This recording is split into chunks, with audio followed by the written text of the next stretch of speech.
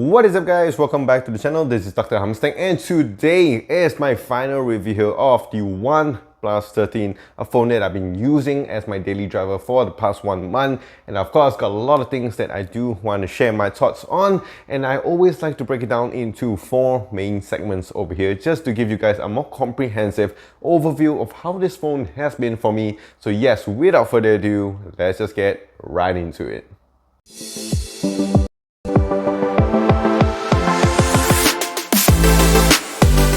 Alright guys, so we're going to start off with the price here in Malaysia. So right now you can get it for about 43.99 ringgit, which does place it at the $1,000 mark. Of course, there are certain trade-in values for this kind of phone nowadays as well. Here in Malaysia, it's not that common, but I know in certain places like the US or Canada or whatsoever, you can trade in for your phone here. And for this value over here, we had to look at it from a flagship level because this is a flagship level price. I'm going to look at it from a flagship level perspective. So for the first segment that I do want to talk about here is of course the holding experience. Basically how the phone would feel in your hand on a day-to-day basis, and what I can say is that it feels really good. That's what she said. So what I like about this phone is that first off the glance over here, without the phone case, without anything, just through the naked eyes, this phone over here screams premiumness, because over here you can see with the design, yes, they have gone in away with the glass back over here, which isn't too bad. They go on with the eco leather finish over here, and I really like this. Of course, the only ultimate question is whether the leather can last for maybe 1 or 2 years without a phone case. That would be quite interesting to see, but for what it is right now, I really love the design. You can see the texture on the phone right here. It is a little bit slippery if you're not going to use a phone case on this, so yes, definitely be a little bit careful when handling your OnePlus 13, but I really like the design. The blue color finish on this as well makes it very stand out, and of course makes it very unique compared to many other phones. And of course you have the OnePlus logo over here, and also of course the camera layout here as well. In terms of the general feel in your hand, yes, it definitely does have a very good premium weight to it, which I of course do like, because it does give you that kind of assurance that this phone here, they are packing a lot of stuff with this phone. So it's definitely a bit more heavier than your normal average phones, which is something I really do like. Of course, on the sides here, we do have the squared sides, which I think is a much more appreciated feature for me, because when it comes to the buttons and when it comes just to holding it in your hand, I do prefer the flat sides over here, but it does have some curves. So it definitely feels very comfortable in your hand on a day-to-day basis. And of course, when you're using it over here, one thing to notice is of course the camera layout on the back. So it is very huge here with the triple camera setup, but what it does is that if you are using it with a phone case especially, it does give you a little bit of your finger support over here when you're using it, when you're like just looking down here. So it definitely really helps a lot when you're using your social media or just going through your gaming sessions whatsoever for long periods of time. Definitely the extra support over here does give you a little bit more kind of security. And of course, when it comes to the button placement, for me, to be honest, I wish that the button was a little bit lower for my liking, especially when it comes to the volume rockers and the power button. For me, it's a little bit higher for my small hands here. Maybe for people with bigger hands, it will be easier for them to reach. I did wish it was just a little bit lower, but of course, when it comes to the alert slider, I do like the placement of it. Yes, it's located all the way to the left side, which isn't too much of a problem, but in case if you just want to put your phone down like this horizontally, you would not get it because of the bumps over here. Other than that, it does have a really good finish to it. Feels very nice, very premium indeed. So yes, and of course one more thing to note is that this phone here does have your official IP69 rating. It does have your EcoTouch technology. Very helpful, especially when you're using your phones in rainy conditions or maybe in snowy conditions here. That extra kind of feature, especially the EcoTouch over here, really helps a lot overall with this phone. So when it comes to the holding experience with the OnePlus 13, I'm giving it a solid 9 out of 10.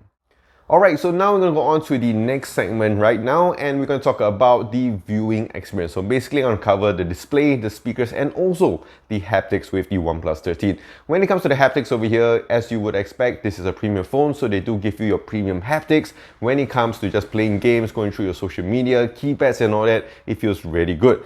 When it comes to the speakers here, this is something I really do like with this phone because the speakers are really nice, very clear, very loud, and of course you can just bump it up and just play around. I think they had some issues over the previous OnePlus models where when you reach the so-called midway mark, the volume is still pretty low. But once you hit that so-called last one third, the last one quarter, suddenly there's a big jump in the volume. Over here, it's a little bit more balanced when you're just going through the slider menu, when you're going through the volume. So definitely that is something they have tweaked over here with the OnePlus 13.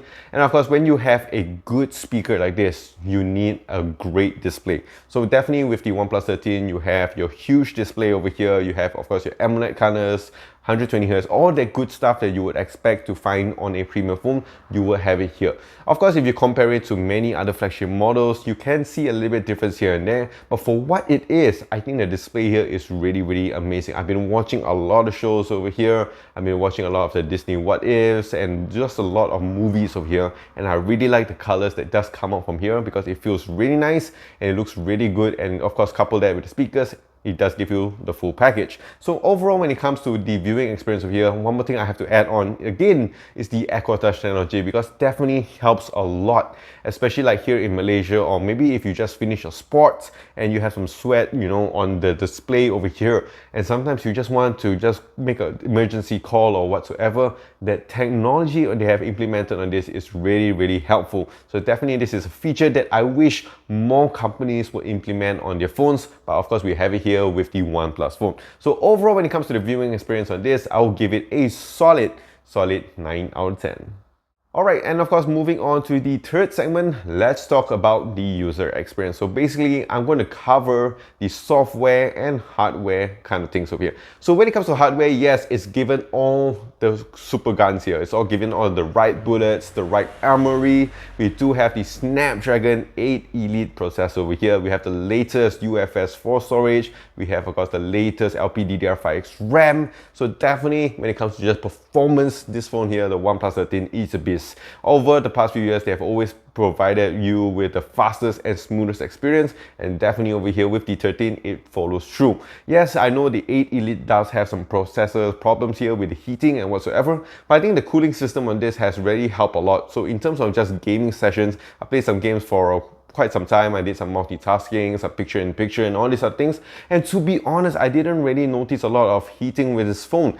And of course, one more thing that I do want to talk about here is definitely the battery. So we are given a massive 5800 milliamps of battery, and definitely that helps a lot with this phone right here, because it does give you more than a full day of usage. Because I think most flagship phones will give you a full day of usage, but definitely over here you do get an extra layer of percentage of battery at the end of the day compared to many other phones. And what is great about this is, of course, the quick charge technology over here, the Super VOOC technology, which of course I really do like. So you can of course pump this baby up very, very fast. You don't have to worry about it, and of course it's one of the fastest supercharger over here compared to many other brands. I'm not kidding you guys over here.